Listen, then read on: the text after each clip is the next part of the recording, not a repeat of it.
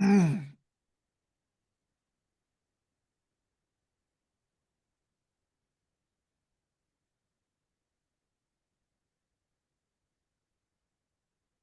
Hmm.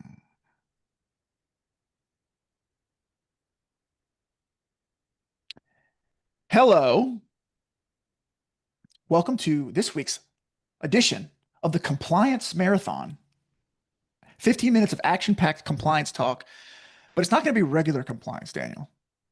It's going to be good. It's going to be the exciting stuff, the stuff that allows us to make some money and to actually like, I don't want to say weaponize compliance, but like go on offense with the compliance, right?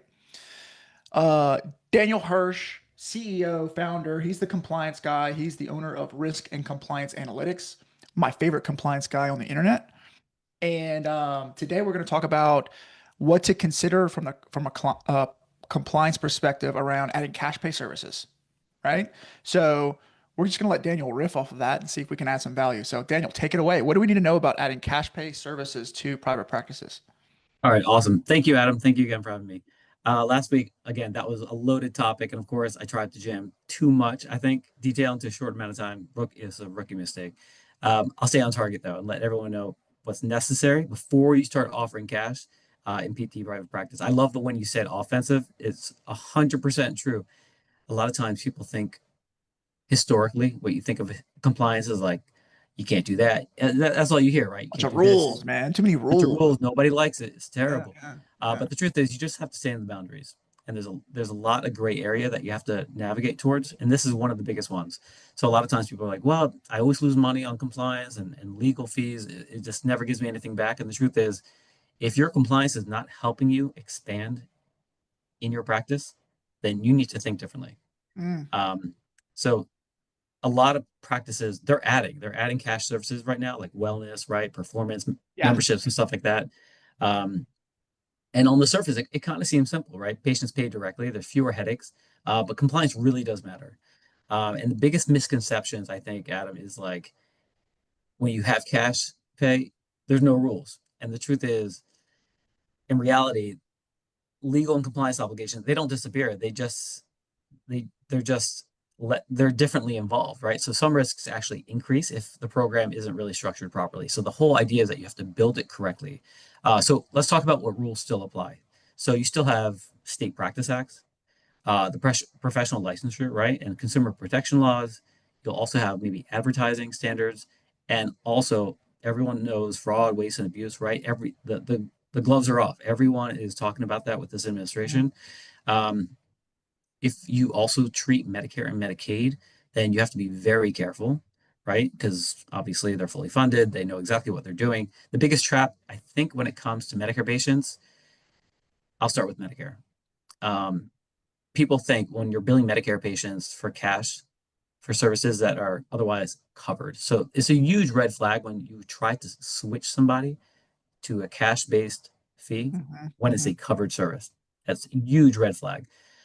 So it's unless it's statutorily not covered, you can't do that. You can't opt out. So it's not like you could just hand off that magic ABN form and be like, "Hey, good luck," right? Um, and I'll say this again: Medicare beneficiaries they simply can't pay you cash. So if that's what you want to do, you should stop and figure out first of all, is it allowed? Is it a covered service? And where do I go when it comes to this? So let's talk about, I guess, pricing. Pricing, we see packages all the time. We see like creative memberships and discounts. But the biggest issue is actually being inconsistent. And the reason I say that is because self-pay pricing, it isn't clearly, if it's not clearly defined, it has to be documented very, very well. Um, and the consistency, it raises issues. It really does. Because if a discount looks selective, and I think you know where I'm going with this, or I know exactly where you're going with it. yes, or discretionary or discriminatory, right? So that could be a huge problem. The buddy Um, buddy deals. The buddy buddy deals. no, cannot have There's that. no buddy buddy deals. No, we call that the Boston deal. It can't Okay. be. So practices they need to have real clear policies to explain like the pricing, refunds, what's included. This also means like for policies to describe exactly how it works without other exceptions. So again, you cannot discriminate, you cannot be selective. And when you are applying discounts, right? So you need to make sure are you giving a good faith estimate I think we alluded to that a little bit last week. Is that on file? Is it transparent? Um, and you don't want it to be your secret. So you may be thinking like, hey, I'm just going to be offering this really great program, but I'm not going to tell anybody. It's just going to be this quiet hush hush. It cannot be. It has to be transparent. Um, I think I mentioned good faith estimate. There's actually a really good webinar that I put out already on my website that really breaks down exactly how to do it, what's needed, what's necessary. It takes about 5 minutes to learn this, so it's very short, very easy. So definitely check that out. Yeah, for those who are listening at the in the live, I'm going to drop it in the comments. I'll also, if you're Awesome. listening on the podcast, I'll drop it in the show notes. Yeah, so there's no point recreating the wheel on this. This already exists. The content, the guidance, it already exists. I think most providers understand that documentation has nothing to do with insurance. I get this question all the time. Ooh, that's a good If one. it's if it's well, what about my Aetna? What about my United? What about I'm like the AMA is defining these codes. It doesn't matter if it's cash or commercial or federal. It doesn't matter. Um, a lot of times also Mm. owners will forget that the primary goal is to protect your license. You worked very, very hard to get this license. You paid a lot of money. CEUs cost a lot of money. This costs nothing, right? To learn and to grow as a practice owner, these things should be readily available. Um, and we'll actually be speaking about this a little bit more and providing guidance on documentation, coding, and billing. I think that's for next week. We're going to be talking a little bit about this with RTM. Mhm. It's one of my favorite topics to talk about. So for years, really, I've been listening to a lot of Medicare auditors and speakers about like what's required in notes um, for years. And you could even listen to this every month if you want. If you have a hard time falling asleep, you could go listen to these webinars. It's terrible, but Yeah. 99%, Adam, of the stuff is the same regurgitated content over and over again. They're saying the same thing month after month, year after year, and I'll try to be respectful, but like that's just it hasn't changed. Nothing has changed when it comes to the standard for It's not documentation. that complicated, It really isn't. It really isn't. And then right? when you'll hear staff, you'll hear owners make excuses like, oh, they're a new grad or oh, they've been out for 40 years. And the truth is, it's the same. The baseline is the same. There is a minimum requirement that everyone should know, regardless if you've been practicing for 3 decades or if you just got out last week. And to be Um, clear, Daniel, just not to interrupt, but yeah, this is these documentations or requirements are no matter if you're Medicare, CAT, like all of these you can't take off your no. PT license just You because know you're what? treating You a know what cash an pay. attorney once told me? An attorney once told me that you can never take off your PT hat. PT hat, that's what I meant to say. Even So if you're even if you're a fantastic yoga instructor, this is just a random comment, but let's say you want to do some yoga at night in your PT clinic, guess what? You're still a PT. you better So document. you need to make sure that your practice act, that your licensure is being protected. Even if Right. you claim and pretend to want to be doing something else, you can't remove that title from yourself. So if you want to start offering cash services right now, you need to define what the services are clearly.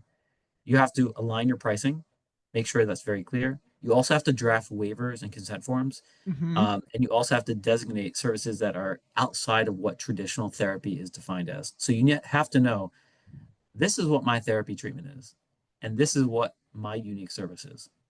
So they can't be the same, in my opinion. Also, check with your liability insurance. I know that's one of the things that most people don't do, and it's usually because it's often covered under your insurance, but it takes 60 seconds to find out the answer. So it's always worth just calling your carrier if it's HPSO or CMO, whatever it is. You could just say, hey, this is what I'm doing. Is it covered on my policy? And they'll say very quickly, yes or no. So Hey, little bit of a cheat code. Just grab your policy, throw it into ChatGPT, and ask it, and it'll probably tell you. It'll probably get you pretty close. it probably will. But you know what? The truth is, you probably have some insurance agent, some rep that's supposed to be answering this stuff. So Totally. and the answer is if you don't have it, they could easily add it as an addendum or an amendment, right? So very easy to do. And that's one of our specialties that we do. So we draft waivers, consent forms, and we make it very simple, very transparent. So that's what people need to be doing if they want to have cash services. Man, that's awesome. So I've got. I wrote down. I was trying to. It was kind of rapid fire, but I wrote down. Make sure that you have your consent forms, right? Make sure that your pricing is transparent, good faith estimates, and also that you've got some documentation that shows why these cash pay services are not the same scope as traditional covered therapy services, right? Correct. Because you don't want to start entering that space. Once you start entering that space, then you have to deal with other contracts and making sure that it just gets very complicated when you're Hmm. trying to do something too similar. It's always better to just go a separate route and say, you know what, I am distinct, I am unique, and this is why my services are worth X, Y, and Z. Right. Okay. So the next thing is documentation guidelines are still going to apply, right? They do. No matter if you're billing cash. That's a big one. I've never really considered that. I'm glad you said that. So make sure that you're listen. It's too Whatever easy. system you're using, It's whatever too system easy, you're using, right? just keep going. Yes. Go to your EMR and create a cash service template, whatever that looks like, and make sure that you're either using an AI scribe that is Medicare compliant or that you're following the guidelines, right? And then the last thing I have is check with your liability insurance company just to ensure that you're covered on that side as well. Did I miss anything? No, that was it. That was really good. I wanted to make sure that we were very succinct and concise with this because it's not complicated. But people think that, you know what, someone down the street is doing this, or they heard Mhm. somebody say some crazy thing on a webinar. And the answer is, it's easy to stay in balance with this. It's very easy. Is Chat GPT going to help you a little bit? Yes. But at the end of the day, you still want a pair of eyes that has Totally. expertise in You want a this. legal professional. And this is something where it could take 10, 15 minutes to do. So it's not a huge commitment. If you have your idea already in place, you just want to make sure that at least you're covering your basis to say, hey, by the way, I don't want trouble down the road. I don't want some patient coming back to me and Totally. saying, you know what, I thought that was insurance. I thought we were using this, and then oops, it switched over to something else. You don't want that because I've seen many cases where someone's saying, you know what, I thought that was a free service that you were offering me, or I thought that was a cash service, and then what happened? Now that's being reimbursed. You don't want any confusion. You don't want to rely on someone saying, I understand you. You don't want that. You want it in writing and saying, this is exactly what you're getting from me. Hmm. Hmm. Yeah. So some of the services that come to mind are like dry needling. Would that be Mhm. yeah, dry needling, and then Dry needling, you could have laser, you could have women's health, you could have shockwave stuff. all of that. Yes. So even Hyperice, we've seen that people want to do cash service. So Mhm. these are all great lines of service that people can do. And the idea is they should be standalone and they should be separate and distinct. Um, just for those who are listening and want to hear me talk a little bit about this, I'm not a compliance guru. That's Daniel. But I do know entrepreneurs and how you guys think. You guys are knuckleheads. We don't want to stop and do this stuff. Like we just don't. Like we're visionaries. We want to go. We want to go to the next thing. We want to get that cash pay project going. Like we want to rock and roll. And so it's such an easy thing to just skip, right? It's such a little easy little step to skip, but it's also could be the most expensive simple step that you skip. You know what I mean? So it's kind of like we want to make sure that you're rocking and rolling, that you're moving aggressively and making money and serving patients, but also do it responsibly, right? Make sure you have somebody in on your team holding you accountable to making sure you're buttoned up legally, you know? So just wanted to kind of share that perspective because that's you. If you're listening to this, that's you because that's we're all like that. We're all wired that way. Daniel, really quickly, I know we only have a few more minutes, but quickly, could you just give me like the quick little bullet point of where you see companies kind of blurring the line between traditional covered services versus non-traditional covered services? Where do people get in trouble with that gray area right there? I always see it on the front end with wellness screens, where they think they're being creative by getting people in the door. They're like, it's free. No, it's not free. If you're touching someone, that could be considered physical therapy. So when people are transitioning from certain free screenings, that is a huge area that is very expensive. So people will gladly sue when they feel like they're being taken advantage of when it's not clear. So I've seen that many, many times. So that's a huge area that they could just, because again, to your point, these owners, they're thinking they're going to be creative. And this is just a 15-minute pit stop to make sure Right. that, no unforced errors. You don't need to drop the ball here. This is something that's very easy to do. You can be as creative as you want, but you need to know that, hey, by the way, if that's what you're doing, it needs to be very clearly delineated. Again, Right. if you're having that free screen, that's great, but we're not touching that individual. Because once again, once you start mobilizing that person or whatever, it falls under a different scope. Very easy to do, but very easy to mess up. Got it. Thanks for sharing that. So, Yeah, of course. episode 2 today of a 5-part series. Next week, we're going to be talking about something really fun and popular. 2026 RTM, remote therapeutic monitoring. We got a pay increase this year. So if you're not doing RTM, you're missing out big time. But if you're gonna start implementing RTM, you might want to make sure you're buttoned up on the compliance side as well. So Daniel's going to share some information next week about that. Don't forget to check out the show notes, the comments below. Daniel, thank you so much. We'll see you next week.